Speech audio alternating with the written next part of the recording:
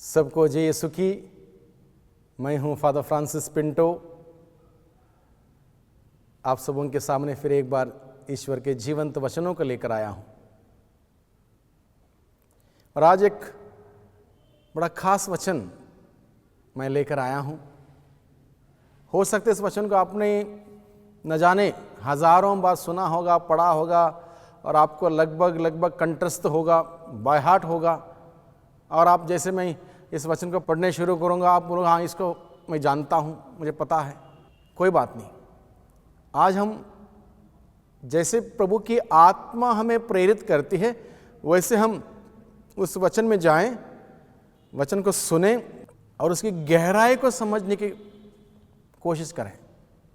तो वचन लिया गया है यूहन्ना का सुसमाचार अध्याय 11 पद संख्या 32 से आगे। यहां पर लिखा है, मरियम उस जगह पहुंची जहां यीशु थे। उन्हें देखते ही वह उनके चरणों पर गिर पड़ी और बोली, प्रभु यदि आप यहां होते तो मेरा भाई नहीं मरता।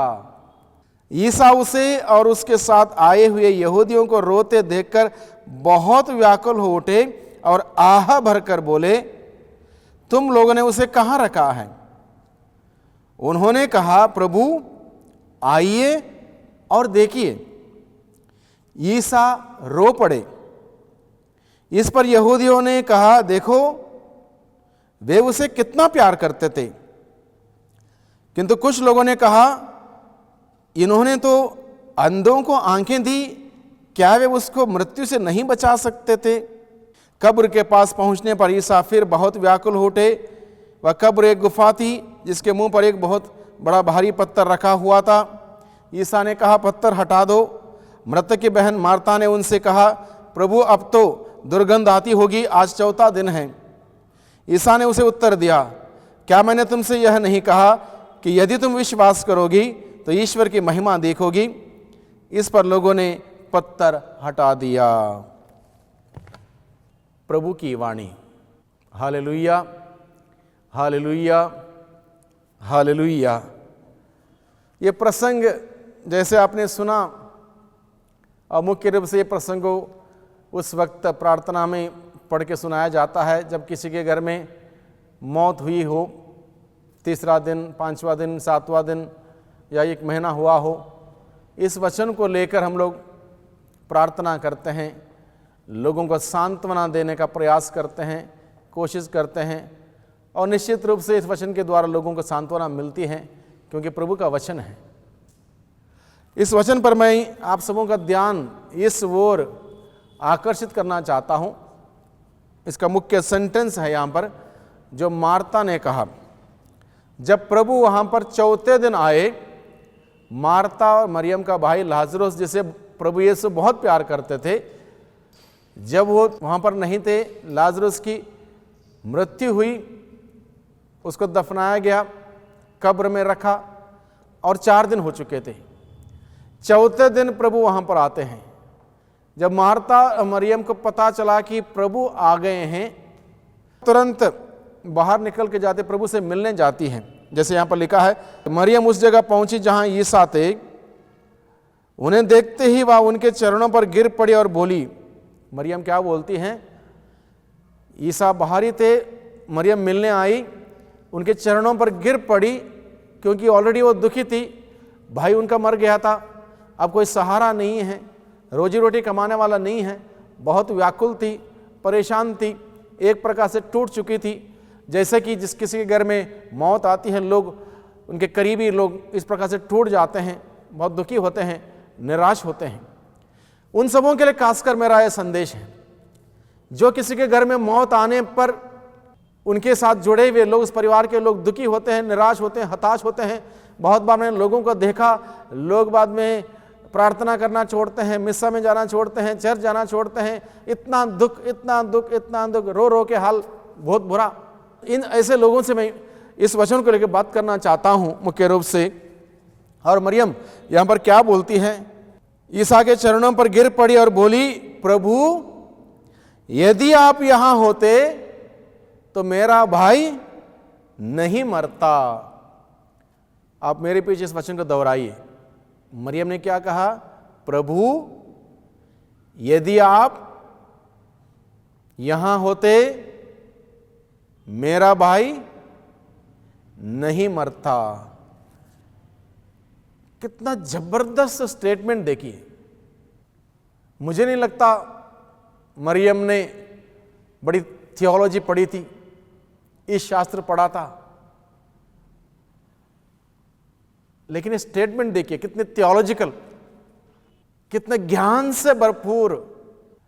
इस स्टेटमेंट में, इस कथन में कितना विश्वास देखिए।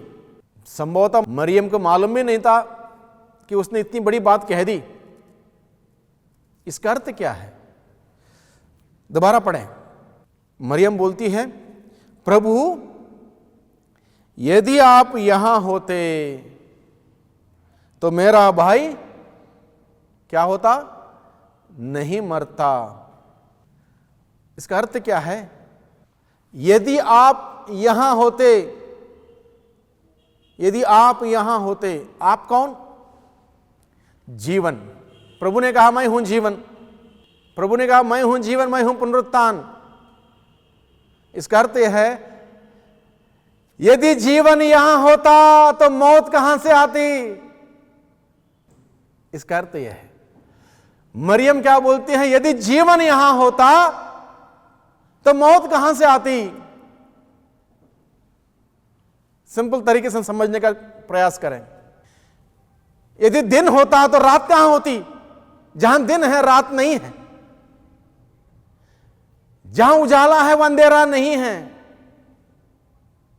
जहां जीवन है वहां मौत नहीं है। इसका अर्थ यह है, कितना बड़ा कथन देखिए। प्रभु यदि आप यहां होते, if you were to be here, my brother would not have died. If life were to be here, there would not have been death. अगर जिंदगी यानी कि जीवन यहां होता तो मौत कहां से आती? सोचिए कितनी बड़ी गहरी बात मरियम ने कहा, कितनी गहरी बात। यदि जिंदगी यहां होती, मौत कहां से आती? यदि आप यहां होते तो मेरा भाई नहीं मरता। देखिए, क्योंकि मरियम को मालूम था उजाला और अंधेरा एक साथ नहीं रह सकता है, दिन और रात एक साथ नहीं हो सकते हैं, सुख और दुख एक साथ नहीं हो सकते हैं, धूप और छांव एक साथ नहीं हो सकते हैं। They are totally opposite to each other. इसलिए मरियम ने कहा, अगर आप यहां होते, आप यानी कि जीवन यहां होता तो मौत मेरे भाई को नहीं आती। जब प्रभु ने सुना इस बात को, आगे देखिए क्या हुआ। ईसा उसे और उसके साथ आए हुए यहूदियों को रोते हुए देखकर बहुत व्याकुल उठे और आह भरकर बोले, तुम लोगों ने उसे कहां रखा है? जब मरियम ने अनजाने में ही अपना विश्वास इस हद तक व्यक्त कर रखा था कि अगर जीवन यहां होता तो मेरे भाई को मौत नहीं आती, अब मार्ता ने इस छोटे से वाक्य के द्वारा अपना विश्वास व्यक्त किया प्रभु पर, और इस प्रकार के एक महान रहस्य को खोल दिया। इसलिए प्रभु जो जीवन अब आया है, जीवन उनके बीच में भी आया है, प्रभु जो जीवन है उनके बीच में आया है, मरियम के विश्वास के अनुरूप उसको साबित करना चाहता है।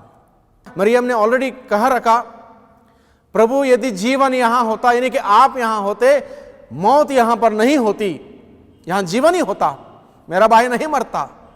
अब प्रभु मरियम से कहता है, मार्ता से कहता है, चलो 4 दिन बीत गए, कोई बात नहीं, अब जीवन तुम्हारे बीच में आया है, भले 4 दिन के बाद जीवन तुम्हारे बीच में आया, यानी कि प्रभु तुम्हारे बीच में आया है। अगर अभी भी तुम विश्वास करोगे तो मौत समाप्त है। अभी भी विश्वास करोगे तो मौत नहीं रहेगी, जीवन ही रहेगा। और उसके बाद का प्रसंग अगर हम आगे पढ़ें धीरे धीरे, जहां जीवन आ गया, मौत खत्म, समाप्त हुई। लाजरस मर के 4 दिन हो चुके थे। 4 दिन के बाद हम नेचुरली समझ सकते हैं कि शरीर सड़ने लगता है, गलने लगता है, बदबू आने लगता है। वही बात बताई गई, जब पत्थर हटा दो, प्रभु ने कहा पत्थर हटा दो।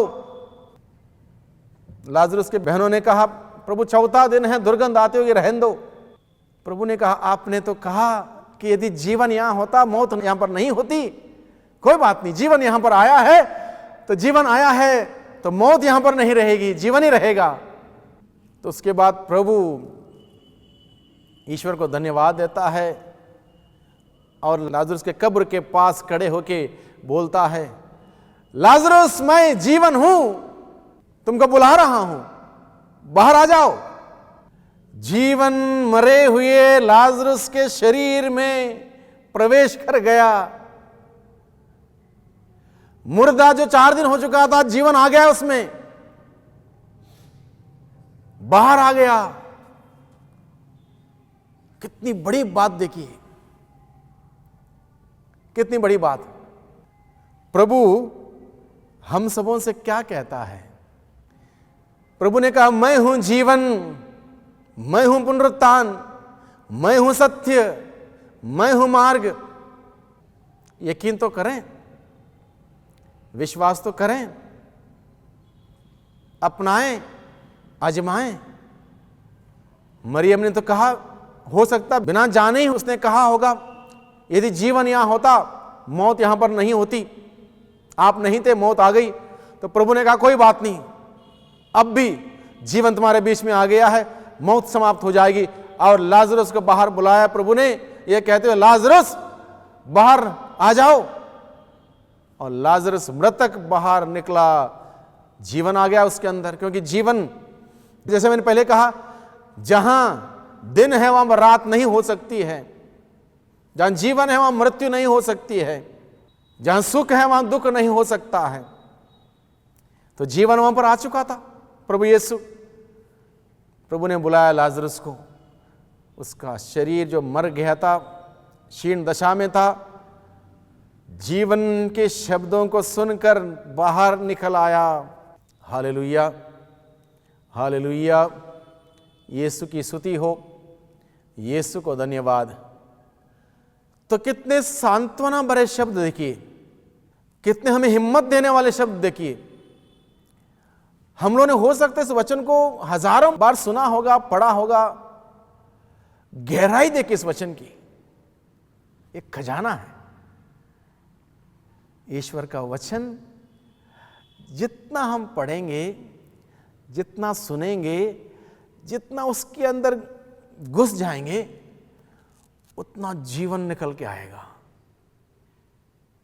छोटी सी बात, यदि जीवन यहां होता प्रभु, यदि आप यहां होते, मौत यहां पर नहीं होती।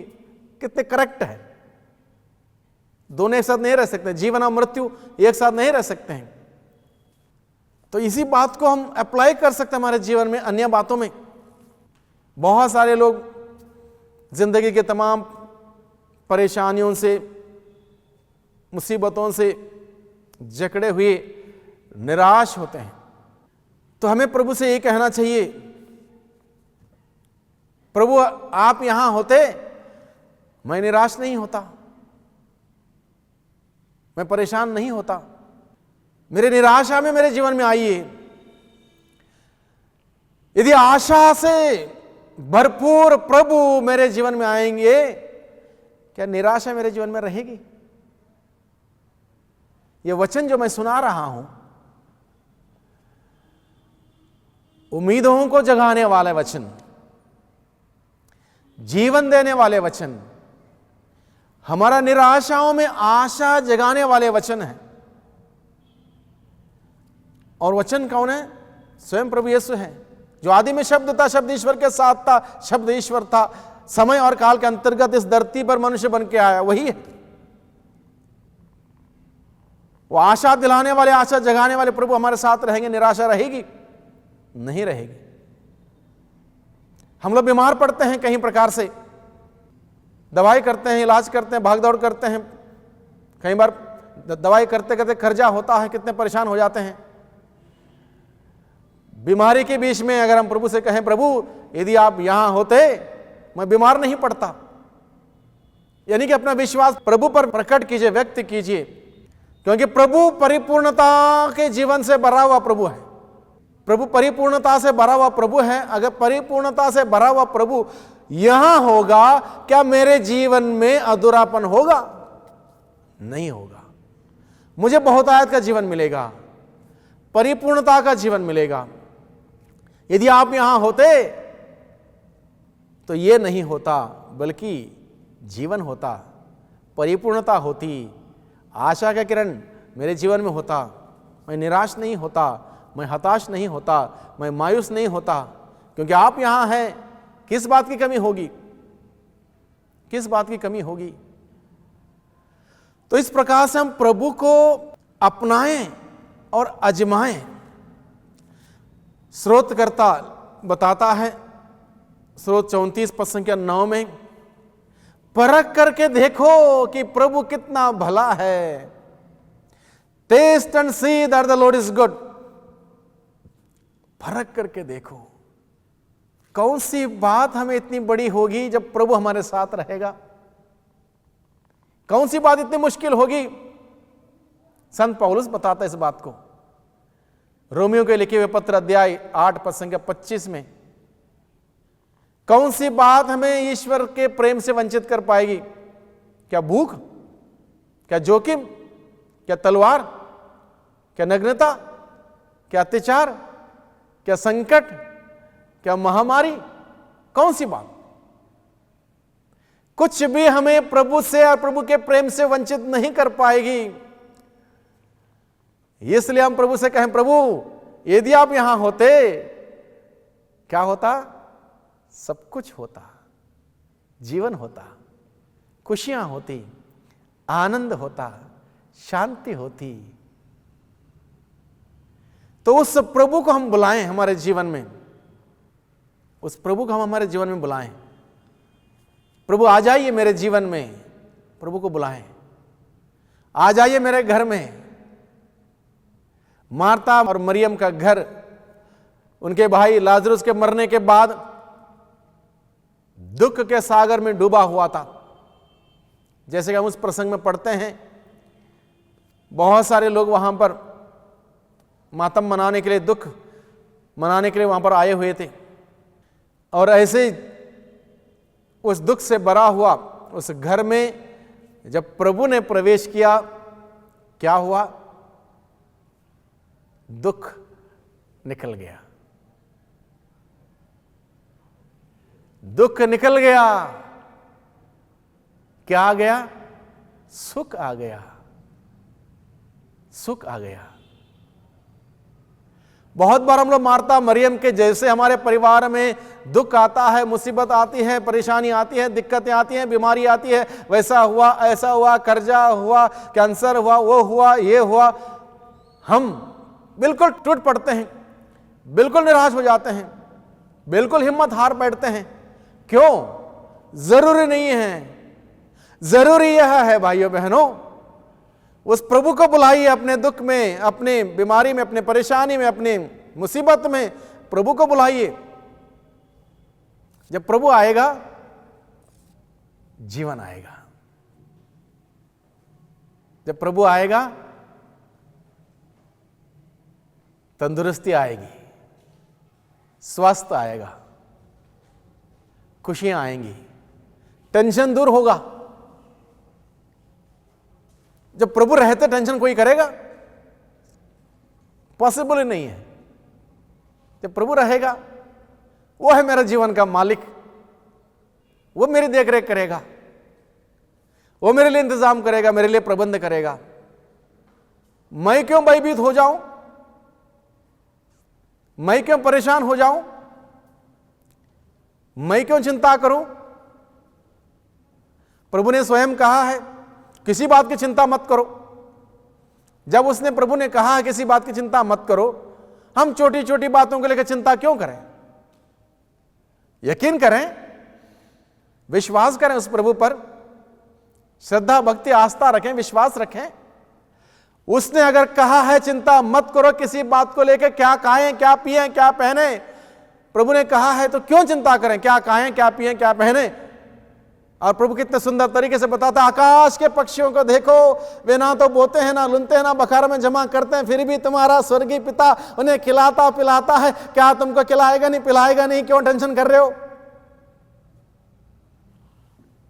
प्रभु समझाता है हमें, खेत के फूलों को देखो, वो कितने रंग बिरंगे रूप से ईश्वर उनको सजाता संवारता है। भले एक दिन का अस्तित्व है उनको, हो सकता भले एक हफ्ते का है, आज है कल मुरझ जाएगा, तब भी इतने सुंदर तरीके से रंग बिरंगे तरीके से लोगों को आकर्षित करते हैं।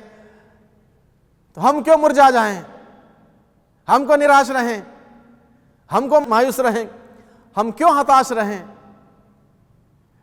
हमें आनंद मनाना चाहिए। हमारे साथ हमारा प्रभु है जो जीवित है, जीवन देता है, खुशियां देता है, आनंद देता है, स्वस्थ लाभ देता है, सारे दुख को दूर करता है। उसने हमारे दुखों को अपने पर ले लिया।